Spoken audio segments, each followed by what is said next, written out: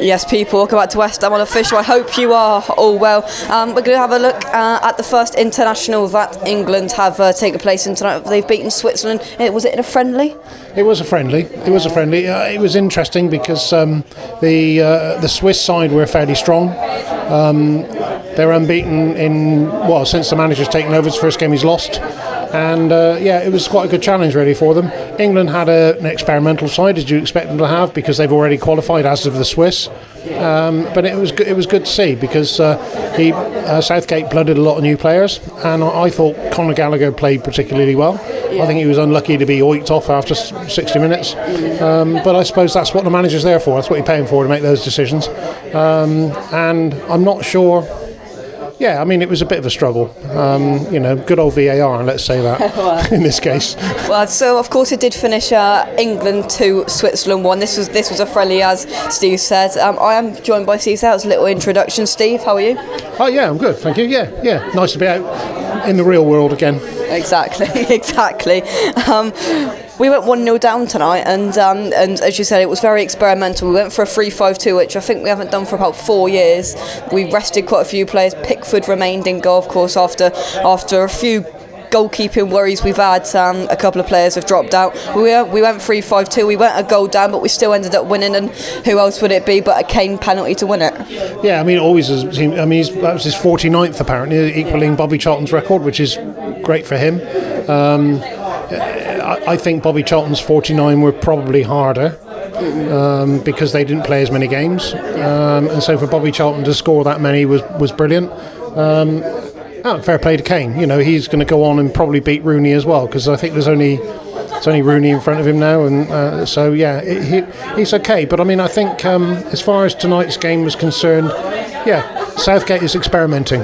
He's definitely seeing who's around. I mean, we played an awful lot of new people. Gay played from Crystal Palace. I can't remember the other guy. Kyle Walker-Peters at right back as well, actually, with Kyle Walker not available. Yeah, I mean, there were quite a few successes tonight, and I think it's a few players have given him a few selection problems, or a few, shall we say, nudges in the ribs, as much as say, I'm here, boss. Well, exactly, because we all know that Gareth Southgate has his favourites and his players he likes, and he got criticised for putting Maguire in because he likes to pick players on form, which of course Maguire isn't on form. He's picked a few different players. Mark Gay, of course, you've got Kyle Walker-Peters. Other players started in midfield tonight. Declan Rice wasn't involved until he got subbed on in the second half.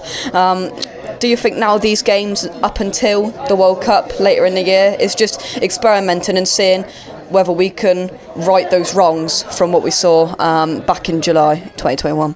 I think the interesting thing is going to be the fact that the World Cup's not until November, December, and it sort of skews the calendar a little bit because it's right in the middle of the next Premier League season. Yeah, absolutely, and who knows who's still going to be available through injury and all the rest of it.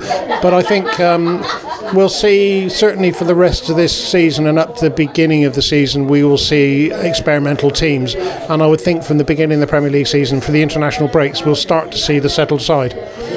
It's the only way he's going to do it, because otherwise the players won't know each other, and I mean, that's the biggest thing, is you've got to know the players you're playing with. Do you think Southgate deserves credit going into this? Oh, absolutely, yeah.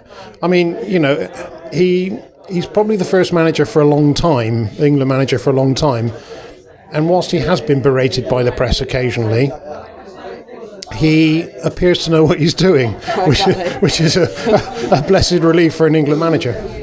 Do you think almost the harsh reality of what we saw in the final probably obviously loads of players learnt a lesson from that, but do you think him as a manager learnt a lesson from that tournament on a whole, as well as we look to go bigger and better, one step further than what we did last year? Oh, without a doubt. I mean, let's face it, we've not got to a final of a major tournament for, I don't know, how many years is it, 40-something years? So any experience like that is good. And you learn from everything. You learn from defeat as well as from victory. And it's interesting to see that Italy were beaten by North Macedonia. Well, that was my last thing. Obviously, it's so open. We're already qualified, but Italy got put in a World Cup qualifying group that wasn't ideal for them. And North Macedonia, I mean, they were the laughable club in Euro 2020, and they've gone and they scored a flipping good goal to knock out Italy, and I think most England fans will be happy to see the back of them, as they don't qualify for their second World Cup running. I think since Denmark '94 or something like that that's the first time that a club has not qualified for the next World Cup after winning the Euros. It's mad. It is mad. But from what I saw of the North Macedonia game, it was deserved. Italy.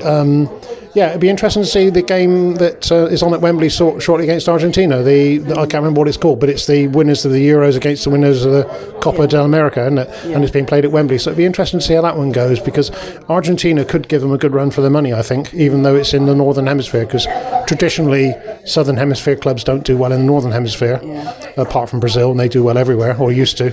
Yeah. So that'd be an interesting one. I think that'd be a big pointer towards what's happening with Italy over the next year or so, because obviously with no World Cup. Now the playoff is between Portugal and North Macedonia. They've got a chance to get in to the World Cup, but even if Italy would have beaten North Macedonia, they would have got Portugal in the next round. It's already one big dog out of it. Can you see North Macedonia getting in and beating Portugal? Well, never say never is what I would say to that, because on the day, it's obvious that they can beat anybody on the day, because if they can beat the European champions, and deservedly so, why not take Portugal on? Portugal will be okay. Portugal should be okay as long as you've got the likes of Ronaldo fit and playing. But who's to say who's going to be fit and who's going to be playing? It's a bigger game for Portugal than it is for North Macedonia, ironically. Although it's huge for North Macedonia in its outcome, the actual what's on the line is much bigger for Portugal, and Portugal could be really in the doo-doo if they fail. Exactly. Could you imagine that journey for North Macedonia? But this is the last international break of the season as we enter the death of this season. Plenty still to play for. Of course, you've got the top four race. Chelsea is still hanging in there. Of course, your club, Chelsea, everything that's gone on the last month. Just to touch on Chelsea, do you think it's a credit to the players of how they've handled the situation with everything that's gone on? I think the players obviously deserve. I mean, I think the guy that deserves the most credit and probably has protected the players most is Tuchel. And I will confess, if you look back through your podcast, your cast over I was not a Thomas Tuchel fan. Well, to be fair, this is the ironic thing, because most Chelsea fans were against him coming in and look what he did, and so many people have ate humble pie. Yeah, and I will give him the respect he deserves, because he's been absolutely brilliant during this slight hiatus. It's interesting because the fundamentals of day-to-day running, apart from the fact we're not allowed to do anything, although the government licence has changed slightly, when we weren't allowed to have fans and all that sort of stuff, it was difficult. But really, if you took that out of the equation, it's been no different than it's been with Abramovich ever since the beginning. He's not an interfering, or he wasn't an interfering owner. Having said that, I don't agree with the fans we've got that are chanting his name in the background. That's out of order.